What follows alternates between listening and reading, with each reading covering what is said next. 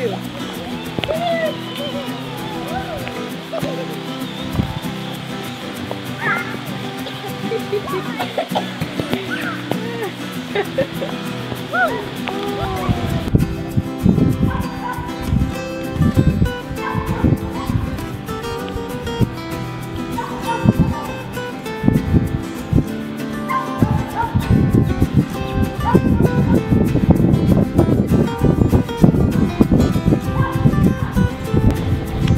So now that I'm back, it's starting to rain, which means I've got to crank some of this into overdrive or I'm going to have a muddy trailer. So hopefully I've got time to get this thing unloaded. We'll see. Well, howdy, honey. Hey, darling. Adding to the garden, trying to beat the rain. It's drizzling pretty good right now. Sure what are you up to? We're trying to hang in the rain because we wanted to hang up some swings. Oh yeah? We're thinking right there is a better spot to put this so that kids can swing instead of the hammock, and put the hammock somewhere else. Wait, you want to swing? We got a rope swing put up back there by the sheep and a tree, and then we also got put up a baby swing. Okay. So the kids are enjoying that, and I need you to check them just to make sure they're good. Yes, but by weight check? Yes, and okay. Just a good branch and good solid branch, just to make sure. How's he doing? He finally fell asleep after some kicking and screaming. He was tired, but he's not of that cilantro. We're gonna have to wait because the mice. There's cilantro over here with some of these winter edibles. There's some cilantro. Okay, one for you, one for mom, and one for sister. And then kids, who knows what kind this is? I do. What is that, my lady? Creeping Charlie? Nope. Henbit? Nope. I don't know. What is this on? Mom just I just had it in my head. I think Bugger. Chickweed, that's right. What is this one here? This purple flowered one over there. Henbit. That's henbit. Okay. And it looks similar to purple dead nettle. Okay, so we have to be careful. Not every little cute purple flower you see like that kids is eating. That's right. Ask hey first. Kids, not too much cilantro. Okay, did you get a leaf for mom? Let me finish unloading this so I don't have a big wet whatever to deal with. Okay. And then you think of that limb there? Yeah, the big strong one. Where the hammock is? Oh, Switch that hammock to a different spot. Because I need a really strong branch for my big kids to swing. Okay. Here you go, Mom. Okay, let me finish this and I'll work on that. Right? Yeah, quick, buddy. Yeah.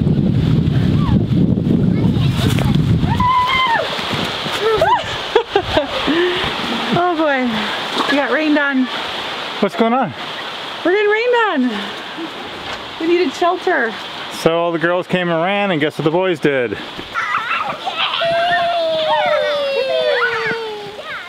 You lost your shoe.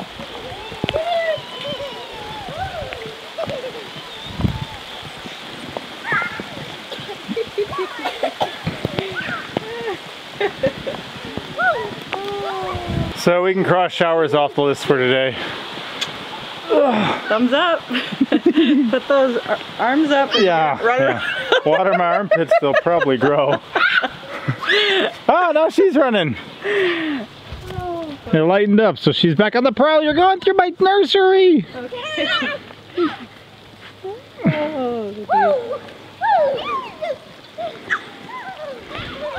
That's pretty much where the wild things are. Right there.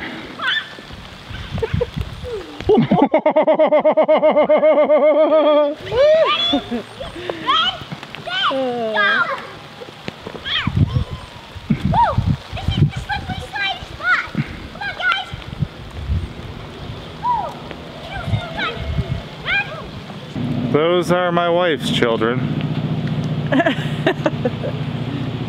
Homemade. Well, it lit off raining for a minute, and the second I grab the camera, the sprinkles start again. But here's one of those kind of executive decisions you get to make when you're gardening. Ouch. Especially if you're a plant propagator. Boys are weeding that one there, so I can add some stuff to it. Here is where I have, I think, some, maybe they're sand cherries, and the Nanking bush cherry. And here, this one, I'll show you it. it'll shoot off all these little runners around the base. So each of these can start a new plant, and I've done a lot of that. But this one here is like a whole thing heading off into the path more, where I want the main thing to be there. I don't necessarily want this growing here. So I'm gonna see if I can dig down, find some roots like you see here exposed, which is one reason I want to add some more soil to this. And then as these guys grow up, I'll clip them off and propagate. But I want that covered. But I'm thinking the same thing is gonna be, yep, down here where I've got roots. There you go. So I want to snip this off and then replant it, and I'll probably cut back some of it too. I don't really need it making fruit right now. I just need it to be able to be rooted, so I'm going to have less to support. So I'm going to dig in there, cut that off and see what it looks like, and get that in a pot for now till I can find a more permanent resting area for it. Well, I gave one big snip down in there, and then I'm going to carefully manipulate this free, get as many of these longer roots as I can. There we go. Oh, and then here's an extra one. See, this is what I'm talking about too for propagating, is that this whole thing can turn into a new bush. It's got some good root, it's got some good sprouts, that's fine. This broke off, but here, this one has all these roots already established. I just cut it off from the parent plant. I'm gonna trim it back a little bit, and then I'll pop that up and I'll have a whole new cherry bush off of this one, and it'll no longer be cutting out here into my walkway. You'll see the same thing here. These ones were cutting out, so I'm trying a layering technique where all the growth pretty much was cut off, all the little stems. I slid a pot through it, and then I'm keeping that pot moist with soil in there, and hopefully it'll grow some roots in there, and I'll be able to snip it off, and it'll have roots like this, but already in a pot, ready to transplant. So trying to keep these things organized and in there. Ideally, I should have done that when it was dormant. I think it'll still work, but then same thing here. You can see how all of this growth is across the pathway, and I'll have to do some creative things to hopefully keep the plant just as another plant, and then have them grow in this area like I want them. So I'll get this potted up. I'll get this tucked in. Maybe since I've got soil in pots, I'll make a whole nother pile of these. I made a pile last year. I'll show you them here in a minute. But let me grab all these up, and then I'll tuck this one in with some new soil. And that's one thing that a lot of people kind of frown upon, is plants that'll sucker. But for me, if I can get one of these bushes and wind up with like 30 or 40 more, that's a lot of cherries. You know, if I've got the property to plant them in, I have no problem with doing that. And my bees and stuff love them too, so it's a good way to get the most use out of what I got, just by having these things just reproduce like crazy. So besides saving our own seeds, I'm not going to go buy another cherry bush because I've got one here, and then I've got a dozen more I'm also going to get, or at least try to get. We'll see how it works out. This is cool too, okay? Monster truck here, just weeded this whole thing. I'm gonna top dress it if I've got enough. And then he asked if he could do this one too. Cool thing, son, this, do you know what that is in the middle? Lamb's quarter? Lamb's quarter. I actually want that lamb's quarter growing in the middle. But from here over, all this purple dead nettle, whatever other stuff. Carolina geranium, looks like a dandelion, these wheat straw grasses can all be taken out. And then from here over, you can take everything out. Just watch that right here is the chaste tree, Vitex. So it's got a couple of sprouts and it's still alive right here. So leave this. Oh, this is more coming up here too. But leave that. Everything else can come out. Make sure to get the poke salad. That'll be out. But absolutely, son, and then we'll give that to the sheep. Yes, sir. And how cool is it that he does his weeding job and says, Dad, can I do another one? And why do you like investing in the garden? It's kind of fun to find worms when you have to catch them in grubs, because they just slow them down and you have to dig after them. Okay, and you like to do what with the worms and grubs? Toss them in the ponds. Or what else can you do with the worms? Feed them to the chickens and the ducks, or go fishing. Yeah, and what comes out of our garden that you really enjoy? Food. All right, so thank you for helping with the food. Yeah, go to it. Just like I said, leave that section as a lamb's quarter, and Again, it can just be a spot in the middle. You don't have to keep them all. Looks like there's some volunteer catnip here too. Maybe I'll get a pot with some soil for that volunteer catnip. I think there's another one over here, right there. That? Yeah. That's probably dead nettle. That's purple dead nettle that just didn't grow up yet. But it looks similar. Oh, hey, here's potatoes. That's a potato, here's a potato, here's a potato. Your choice on those. If you want to dig them up and see if you got some baby potatoes, go for it. That's fine with me. So here's a look at the cleaned up root base of that. I did get 8 other ones. Some of them have some decent roots on them, some of them not so much, but I'm gonna give them a try anyway. Plus that original one there. So I'm gonna add some soil to here and then get these potted up. And it sounds like we're in for some decent rain coming in a minute. And just to give you guys an idea of what I'm looking for here, you know, here's my root base, here's where it comes up. Some of this stuff is growth that's kind of contrary to the structure of it. So I'm gonna snip some of this off just to give it less to support. All that can come off. Some of these lower branches, I'll let it bush out eventually, but right now I don't need that.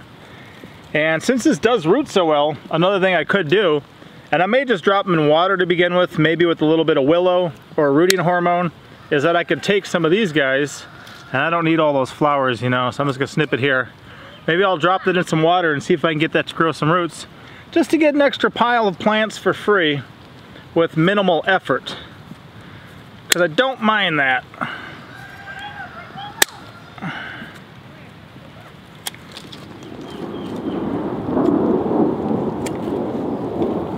And then here, there's some dead stuff from last year. That guy can come off, this guy can come off, this can come off. And then here is where it's gonna start growing out.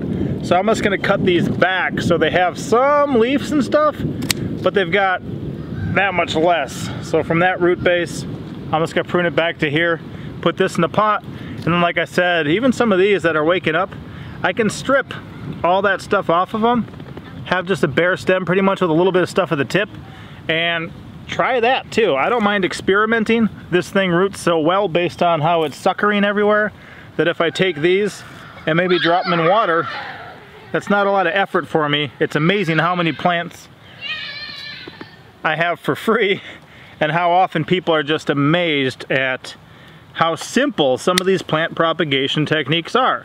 A lot of it for me is just once you understand a few simple things, you can do a bit of experimenting and see what happens.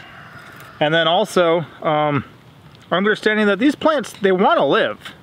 They don't want to die. There's, you know, built into their nature and character, there is just life. So they want to keep living. So I'm gonna snap a couple more of these up and then get these potted. But one way I like to live my life, because I think it makes sense, if this plant was important enough for me to spend my hard-earned money on once, and if it's a variety that I can just choose to propagate, well, why not have to worry about that anymore? And then of course, as friends and families and others too, sometimes you can take something like this that you considered important enough to spend money on and save them the effort, where because of this opportunity and my generosity, I can maybe just trade these with somebody else, give them to somebody else, and they don't have to go buy ones of their own. And I love going to properties that we've invested in, not that we've bought them or anything like that, but where I see the fruit of our labor, and that when we give people stuff like this, then you come by later and you see it growing and feeding their family. It's just really cool. I definitely enjoy it and look forward to doing more of it as time goes on. So we'll see with these. I actually got a 5-gallon bucket of whatchamacallit, willow right over there. So I'm just gonna drop these in there and then pot these ones that already have some roots. With that particular propagation project, the ones that didn't really have much roots are in these 8 trays here, and I heavily watered them. I could add rooting hormone if I wanted to, but all these had, you know, at least a little bit. They just didn't have big roots established. And these 2 pots are the ones that had roots established, the big one cut back, and then that little guy there And even from last year off the little suckers I pulled, a number of these, there's horseradish mixed in. But it looks like I got 11 pots of them, and except for that one there, everyone else is alive and well and growing. That other little one may still be dormant and maybe waking up as well, but even if I make a dozen of them and only 11 of them are still alive, that's 11 free cherry bushes. So these I got to get planted at some time. These are some weeping willows that I have, but if you look in the bucket, there's a lot of roots growing in there. So what I did is I tucked these other cherries down in here, and they're kind of underneath it. So the morning sun as it comes through the trees will kind of shine on them, and then these guys will provide them some shade. So we'll just see if they root on their own. I've done a number of experiments over the years where you just kind of take a cutting from a plant, chuck it in a bucket out in your yard with some water, and next thing you know, free plant. So I'm excited about stuff like that, and I say, why not? One thing about this old tarp too is not only did it prevent extra stuff from falling out of my drive home or falling through the cracks of this wooden base to this trailer, is it allows me an opportunity. I bought this guy out of compost. The very little bit he had left I got, and he mixed it with some of the topsoil. So the topsoil was the browner stuff that's more clumpy, the blacker stuff that's more crumbly was the compost, and he kind of mixed it up a little bit, you know, as he scooped some here, some there, some of that. But by having this, especially as I work down to a more manageable amount, if I kind of roll it back and forth, it mixes it up really well. I'm holding back some 5-gallon buckets and stuff like this for potting because I don't know when he's going to get more, but I want this nice and mixed up too for what I'm adding to the garden. So that's just a simple way to use this tarp to get a little bit more work done a little easier rather than kind of mixing it by hand or with a shovel. Just pull it a couple different ways. It's pretty nice and mixed up, ready to add to the raised beds, and it's an older tarp, so I did lose some out the hole.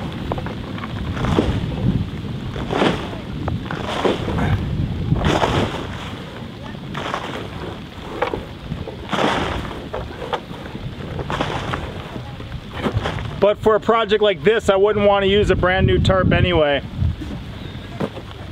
And as I showed you guys in one of those other videos, I can just pull that 6-foot T-post or 6-foot picket out, pull the 8-foot picket out, same thing on the other side, throw these back in my truck for next time, and the trailer's just as it would be normally. I might add the rest of this to the garden, and I'll show you how far I made it with this load, which makes me think this is going to be a more expensive project for my garden this year because I'm going to go buy some more. At this point, trailer's empty. I'll show you what we got done. I watered some of this just to make sure. I'm not sure how much it's going to rain today, so I wanted to make sure that those seeds would get germinated in there because, again, I'm planting those peas late. So the more I can do to encourage them to sprout sooner, the better. Here we go. Held back 4 buckets worth for some potted stuff I got to do. This one just got laid in. The male of our spinach spot did. Thornless blackberries did. Up here I was hoping for some more, but of course you got to pick your battles. So here I threw down peas and planted them. Same thing, threw down peas, planted them. Finished clearing out this bed, and the handful of sweet potatoes are there. Monster truck's over there working on that one. This bed's ready to go, so I'll add a layer to it before I plant it probably, or if I planted it first, I'll carefully add around it. Here's what this looks like cleaned up, and again, I mean, this does give it a nice crisp look when you have these nice black dark garden beds. You've got the mulched pathways. A lot more labor intensive than some people would want to go. But then also, you get those last couple potatoes out? See them there? Here's what Monster Truck's been finding. A good pile of those. He's got another plant there. So just because we're doing different things in here this year, I'm having them dig them up ahead of time. We'll see what's all down there.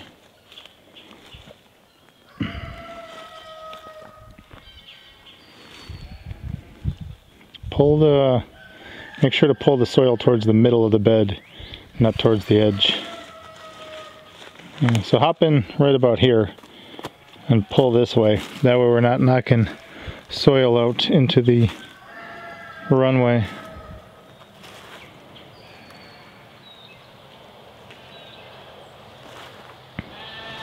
While he's doing that, I'll show you these ones here. A number of these, you know, they're good to go.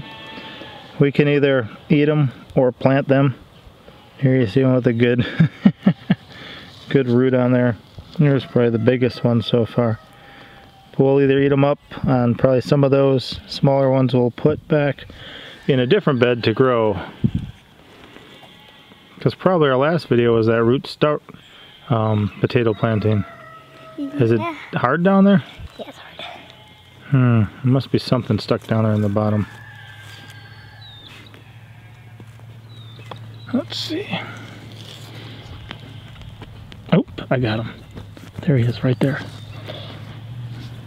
Buried treasure with my son.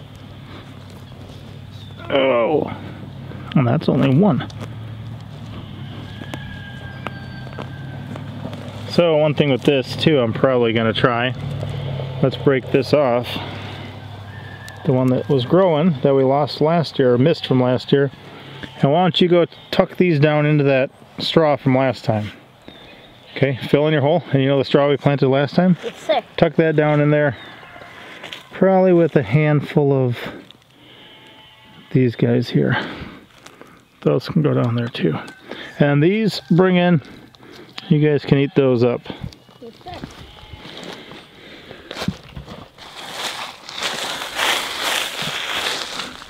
As you can see, there's a lot of leaflet or another material in here. If I add a layer of stuff, it'll help it compost quicker. Then it can be breaking down and feeding our plants. But yeah, this year actually soil is going to be the #1 investment in this garden. I don't have to do this, but some of the things, like all this is a bunch of garden waste. That'll all be chipper shredded, added to our compost piles. I got to redo my compost system soon because I got some better ideas than what I was doing. So we're going to work on that, and we'll see. But building your own soil, making your own soil amendments is best. But every once in a while you might have to go buy some stuff. So that's what we were doing this time. Right, son? Yes, sir. You already got those planted in there? You tucked them all the way down to the bottom? Just the tops peeking out? Looks like a lot's peeking out right there. Just like this much of the top half peeking out. You can't expect small children to know how to do everything the way you want them to if you don't tell them first. Pull it out. Just that. Grab that, pull it out. Yeah, see? And then stick it all the way down underneath so just the top little bit's sticking out. Oh, I'll show him. Yeah, but you gotta spread them out. You don't want them in one pile. You want them tucked in there and covered. So here, if we're gonna plant this, we dig down to where the bottom is. You lay them here, and we could probably split these two. So we're gonna lay this one here, and just have the top sticking out. Okay. And same thing here.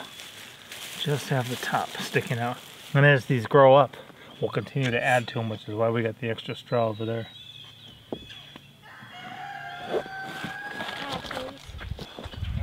Well guys, that's it for this time. Hopefully you enjoyed the show. Over there's a couple little lambs that snuck across to go hang out with their daddy because they can fit through the fence over there. Between the pens they can fit through the fence. Into this area we have one that keeps them out because we don't want a little lamb coming and ruining our garden day, especially after we put so much into it. So we will see you next time. Thank you for watching once again. Papa out. Thank you for watching.